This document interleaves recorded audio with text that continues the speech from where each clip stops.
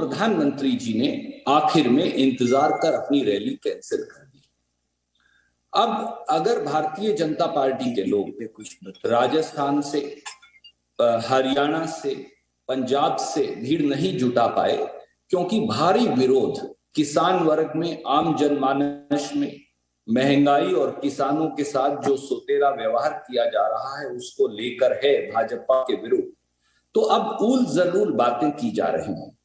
आज जेपी नड्डा जी ने, एक और सम्मानित केंद्रीय मंत्री महोदया ने बहुत सारी बेतुकी और बचकाना बातें कह दी।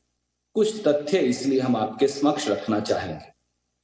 प्रधानमंत्री जी को आज फिरोजपुर में, पंजाब में रैली करनी, बाकायदा 10,000 के करीब पुलिस पर्सनल, आप सोच सकते हैं 10,000 पुलिस पर्सनल प्रधानमंत्री की इस रैली के लिए लगाए गए थे। इसके अलावा पूरा रूट जो था प्रधानमंत्री जी का, वो एसपीजी, केंद्रीय सिक्योरिटी एजेंसीज, पंजाब पुलिस और यहां तक कि हरियाणा पुलिस को भी डिप्लॉय किया गया था। प्रधानमंत्री जी को भटिंडा से फिरोजपुर तक हेलीकॉप्टर से जाना था। उनका कभी भी सड़क मार्ग से जाने का कोई रूट निश्चित नहीं था।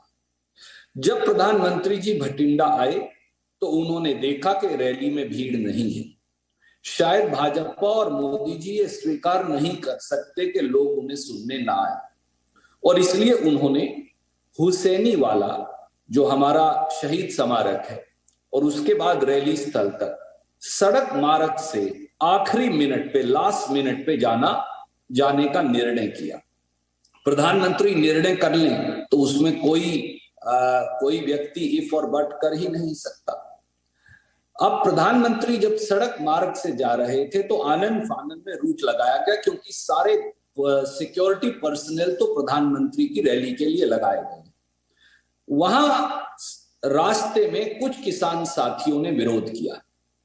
जो किसान मजदूर संघर्ष समिति है और किसान लोग हैं, हमारे भाई बहन, उन्होंने बहुत दिनों से प्रधानमंत्री की रैली के बहिष्कार और विरोध का निर्णय कर रखा था। बाकायदा गजेंद्र शेखावत जी, जो पंजाब के प्रभारी भी हैं, केंद्रीय मंत्री हैं, 2 राउंड्स की वार्ता उन किसान भाइयों से कर चुके थे। किसानों की 4 स्पष्ट मांगे हैं जो शायद भारतीय जनता पार्टी को जानकारी होते हुए भी अनजान बने बैठे हैं। उनका ये कहना है, नंबर 1, कि जो होम मिनिस्टर हैं अजय मिश्रा टेनी, जिनके बेटे के खिलाफ मुख्य आयुक्त के रूप पर लखीमपुर खेड़ी कांड के अंदर चार्जशीट दायर की है सीबीआई ने सुप्रीम कोर्ट मॉनिटर्ड इन्वेस्टिगेशन के बाद, उन्हें बर्खास्त किया जाए, पर मोदी जी उन्हें साथ लेकर घूमते हैं।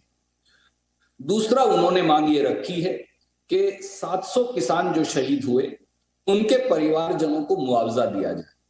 तीसरी किसानों की ये मांग है कि सभी जो झूठे मुकदमे दर्ज किए गए हैं दिल्ली में, उत्तर प्रदेश में, हरियाणा में, ये सब वापस लिए जाए।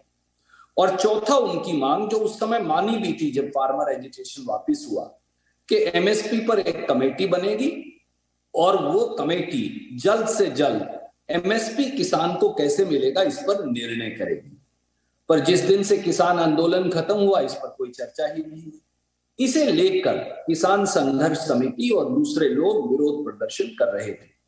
जब प्रधानमंत्री जी का कारकेड बाय रोड गुजरना था तो कुछ किसानों के लोग सड़क पर आ गए, इसलिए प्रधानमंत्री जी को 15 मिनट तक रुकना पड़ा। आप जफर इस्लाम, कांग्रेस पार्टी कह रही है रैली में लोग नहीं पहुंचे, इसलिए इस तरह की बातें आप कर रहे हैं।